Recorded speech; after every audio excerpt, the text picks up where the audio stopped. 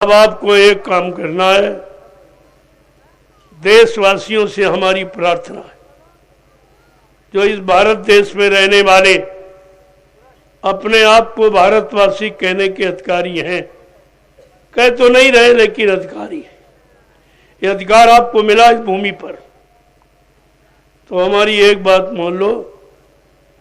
अब ये सारे देश में लोगों को बताना शुरू करो, अंग्रेजियत छोड़ो और भारतीयता अपनाओ, तो भारत भूमि का की गौरव गरिमा का आपको लाभ मिलेगा।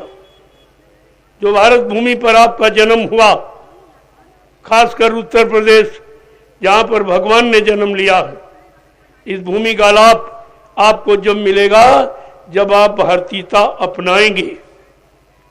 ऐसे लाभ मिलने वाला नहीं है, क्योंकि अभी तो भारतवर्ष का कोई व्यक्ति अपने आप को भारतवासी कहता ही नहीं। हिंदुस्तान में रहने वाला कोई व्यक्ति अपने आप को हिंदू नहीं कहता। सब उपजातियां, कोई ब्राह्मण कह रहा, कोई क्षत्रिय वैश्य हरिजन कह रहा, तरह तरह की जातियां, लेकिन अपने आप को हिंदू कोई कह ही नहीं रहा। जब हिंदू कहने में शर्म आती है तो हिंदुत्व कैसे आप कायम करोगे?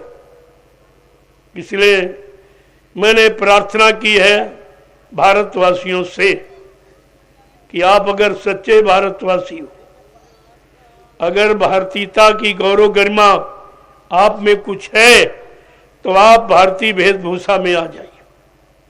जो तुम्हारे देश की वेशभूषा, तुम्हारे देश की एक पहचान है, क्योंकि हर विभाग की जो वर्दी बनती, वर्दी ही पहचान बताती है कि ये फला विभाग का ये सेवादार नौकर है।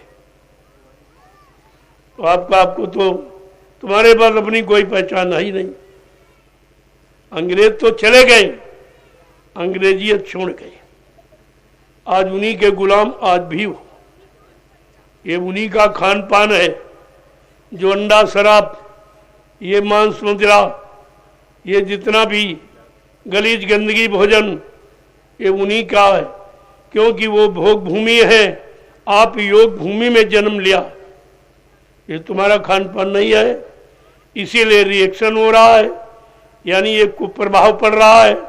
बुद्धि आपकी खराब हो रही है, अच्छे सच्चे काम में निर्णय नहीं ले पा रही, माँ बहन बेटी बहू की पहचान नहीं कर पा रही, ये इसीलिए हुआ। तो हमारी प्रार्थना है समस्त भारतवासियों से, शासन प्रशासन कोई हो, सबसे, कि अगर भारत की गौरव गरिमा आपको कायम रखनी है और सच्चे भारतवासी हो, तो अपनी भारतीयता की पहचान दो। तुम्हारी वेशभूषा भारतीय होनी चाहिए, जो ऋषि मुनि महात्माओं ने आपके लिए बनाई थी। कुर्ता धोती, कमीज पैजामा, टोपी और पगड़ी और लंगोटी, ये आपकी पहचान है।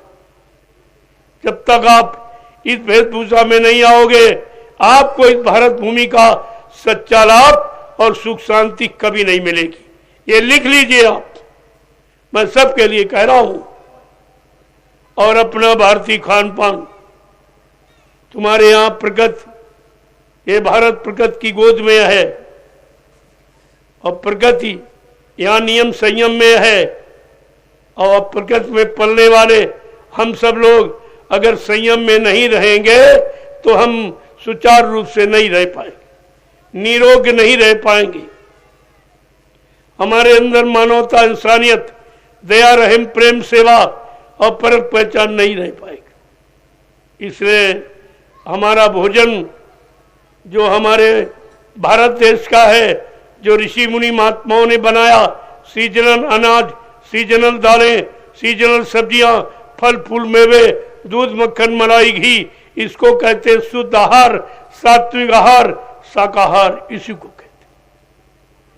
ये हमें आपको अपनाना है, और हमारी शुद्ध भाषा संस्कृति, हमारी मातृभाषा, हमारी देववाणी संस्कृति, जो भारत की संस्कृति को उज्जवल बनाती है, जब तक हम अपनी भाषा का सम्मान नहीं करेंगे, अपनी भाषा को अनिवार्य समझकर भारत का रहने वाला हर व्यक्ति इसी भाषा का प्रयोग करेगा और सारी भाषाओं को तिलांजलि देगा, वो भारत में सुख शांति प्राप्त करेगा।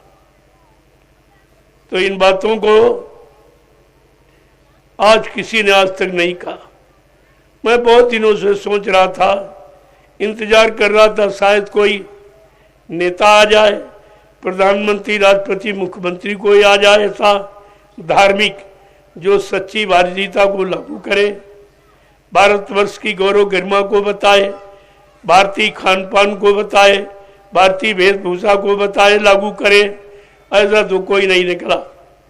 तब हमको इस 15 सितंबर 2023 को ये घोषणा और प्रार्थना करनी पड़ी सारे देश के लोगों से, हिंदू, मुसलमान, सिख, ईसाई, ये नहीं, सारे मानव इंसानों से मैं प्रार्थना विनती करता हूं कि आप अगर भारत देश की गौरव गरिमा को कायम रखना चाहते हो, विश्व गुरु हो भारत देश, इस सूत्र को अगर सिद्ध करना चाहते हो तो आपको भारतवासी बनना होगा। भारतवासी वेशभूषा आपको धारण करनी होगी, भारतीयता पर आपको विचार करना होगा। मैं भी तो प्रार्थना आपसे कर रहा हूं, आगे और कुछ बताऊंगा। अभी तो मैंने केवल ये बताया कि अगर आप भारतवासी हैं तो अपनी वेशभूषा की पहचान होती, अपनी वेशभूषा की पहचान बना, अपने खान पान की पहचान बताओ, अपनी बोली भाषा की पहचान, यही तो पहचान है। आप इसको कायम कर लो। वैसे आप कितनी कोशिश करो, कितना जोर लगा लो, कितने चुनाव कर डालो, कितने प्रधानमंत्री, मुख्यमंत्री बनन डालो, लेकिन भारत देश को सुख शांति स्वप्न में भी नहीं मिल सकती। कि वो कार्यों से मिलती, वो खान पान से मिलती है, वो हमारे विचारों से मिलती। लेकिन जैसा करो आहार वैसे बने विचार। जब विचारों का जन्म आहार से होता है, हमारा आहार गंदा तो विचार गंदे हो गए तो देश का विकास कैसे होगा। इसलिए जोर लगा ले अहले जमाने, तू कब तक जोर लगाएगा। और जग में जय गुरुदेव का झंडा लहर लहर लहराएगा। अब इस झंडे को कोई झुका नहीं सकता और इसके अलावा दूसरा झंडा कोई काम नहीं करेगा। ये भी है चैलेंज के साथ। ये है प्रभु नाम का झंडा और बाकी झंडे लोग अपने अपने मान सम्मान के, अपनी पहचान के, अपनी पार्टी के पहचान के, अपनी कुर्सी के लालच की पहचान की।